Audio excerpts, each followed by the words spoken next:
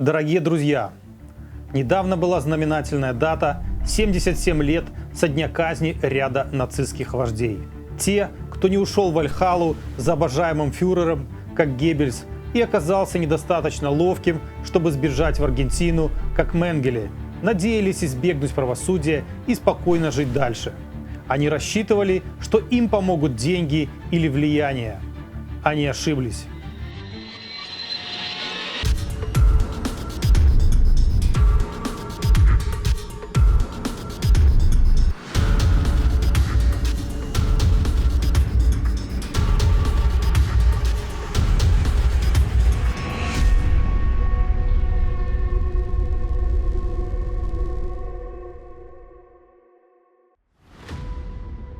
На эшафот взошли высшие полководцы вермахта. Фельдмаршал Кейтель, который просто выполнял солдатский долг, но на деле приказывал расстреливать пленных и убивать заложников, женщин и детей. Надели веревку на шею опергруппенфюреру СС Кальтенбруннеру, одному из главных идеологов Холокоста. Гражданские чиновники, распоряжавшиеся тысячами рабов на предприятиях Третьего рейха, Заукель, Зейс Инкварт, Фрик, также пошли на эшафот. Министры труда и социальной защиты Беларуси, начальники колоний с рабским трудом, как вы там? Еще не пишете «Arbeit macht frei» над воротами?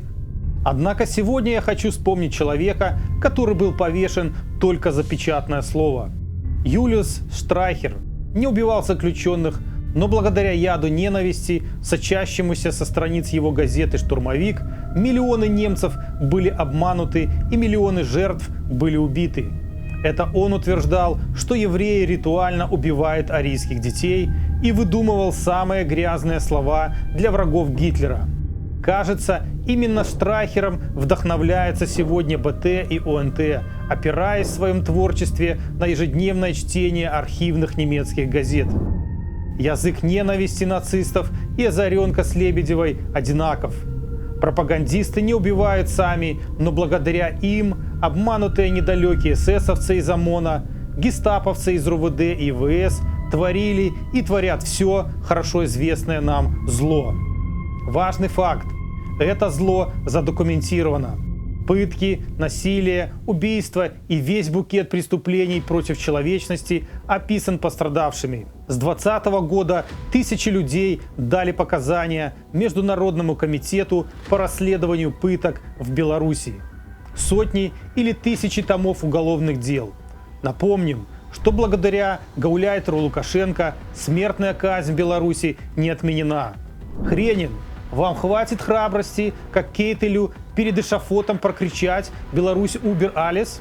Карпенков, вы как, сможете выкрикнуть «Хайл Лукашенко» перед расстрелом? К слову, совсем недавно российские и некоторые наши пропагандисты разродились тирадами в поддержку террористов Хамаса. Это привело к вспышке пещерного антисемитизма. Такого ли будущего хотели для своей страны даже те, кто все годы голосовал за стабильность? Полагаю, все же нет. Сегодня, как и 80 лет назад, выстраивается новая ось зла.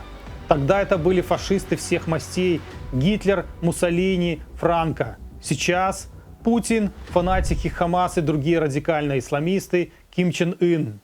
В рядах этой плеяды палачей и безумцев мы видим и Лукашенко в роли гауляйтера на побегушках у Путина.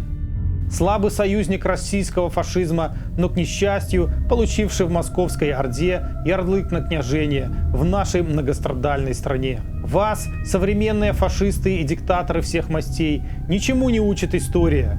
Государство, построенное на рабском труде концлагерей, в длительной конкуренции проигрывает государствам, опирающимся на принципы свободы воли. Тот, кто сеет ветер, пожинает бурю. Тот, кто начинает войну на чужой территории, приводит ее к себе. Тот, кто отбирает свободу и жизнью своих граждан, лишается всего сам. Люди свободной воли объединяются, чтобы противостоять новому витку диктатуры и захватнических войн.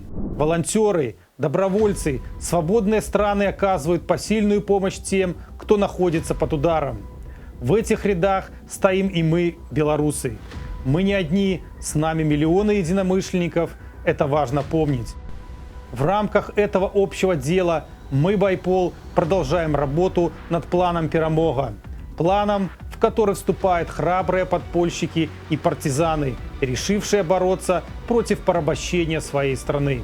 Борьба не будет простой, будет много жертв, потерь и разрушений, но зло будет уничтожено.